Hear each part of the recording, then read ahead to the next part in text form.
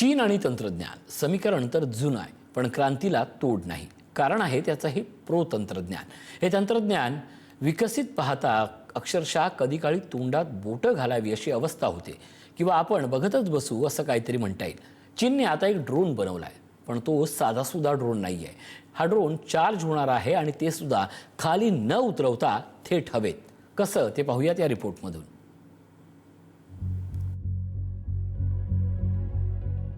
हा आहे ड्रोन. चीनने बनवलेला ड्रोन. हा ड्रोन बॅटरीवर चालतो, तुम्हाला माहिती आहे ना.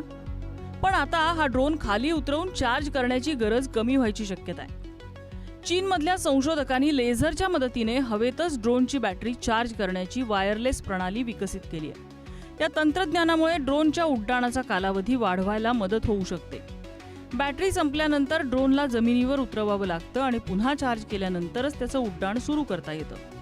ड्रोन आता फक्त चित्रीकरणापुरताच मर्यादित राहिलेला नाही. तसं बघायला गेलं तर शेती, संरक्षण, आपत्ती व्यवस्थापन, वैद्यकीय सेवा, पार्सल वितरण, औद्योगिक तपासणी आणि निगराणी अशा विविध क्षेत्रात ड्रोनचा वापर झपाट्याने वाढतोय. मात्र ड्रोनच्या व्यापक वापरासमोर मोठं आव्हान आहे आणि ते म्हणजे मर्यादित बॅटरी क्षमता. ते काम आता तंत्रज्ञान करू शकतं. हे ड्रोनचं काम कसं असेल यावर एक नजर टाकूया. या प्रणालीमध्ये जमिनीवर असलेल्या यंत्रणेतून अचूक दिशेनं लेझर किरण ड्रोनकडे पाठवले जातात. ड्रोनवर बसवलेला विशेष रिसीव्हर लेझरमधून मिळणारी ऊर्जा विद्युत ऊर्जेत रूपांतरित करतो. त्यानंतर ही ऊर्जा ड्रोनची बॅटरी चार्ज करण्यासाठी वापरली जाते. त्यामुळे ड्रोन हवेत असतानाच त्याला ऊर्जा पुरवण्याची शक्यता निर्माण झाली आहे. या प्रणालीतील रिसीव्हरची ऊर्जा रूपांतरण कार्यक्षमता 38.49% आहे.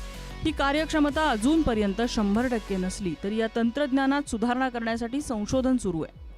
भविष्यात ऊर्जा रूपांतरण आणखी कार्यक्षम झालं तर या ड्रोनला अधिक काळ हवेत ठेवणं शक्य होऊ शकतं. या तंत्रज्ञानाचा वापर प्रत्यक्षात मोठ्या प्रमाणावर सुरू झाल्यास त्याचे बरेच उपयोग होऊ शकतात. आपत्तीग्रस्त भागात मदत कार्य आणि परिस्थितीचं निरीक्षण करताना ड्रोन बराच वेळ हवेत ठेवता येईल. सीमावर्ती भागातील निगराणी, जंगलांवर लक्ष ठेवणं, समुद्रातील शोध मोहीम, वीज वाहिन्यांची तपासणी आणि मोठ्या औद्योगिक प्रकल्पांचं निरीक्षण यासाठीही तंत्रज्ञानाचा उपयोग होऊ शकतो. मात्र या तंत्रज्ञानासमोर अजूनही काही आव्हानं आहेत.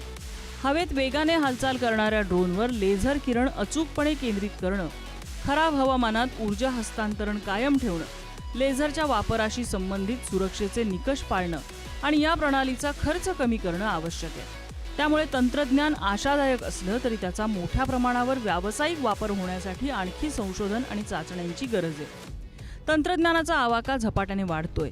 त्यामुळे ड्रोन तंत्रज्ञानाचं हे भविष्य किती वेगानं प्रत्यक्षात येतं याकडे आता जगाचं लक्ष असेल. श्रद्धा शिर्केसह ब्युरो रिपोर्ट, पुढारी न्यूज.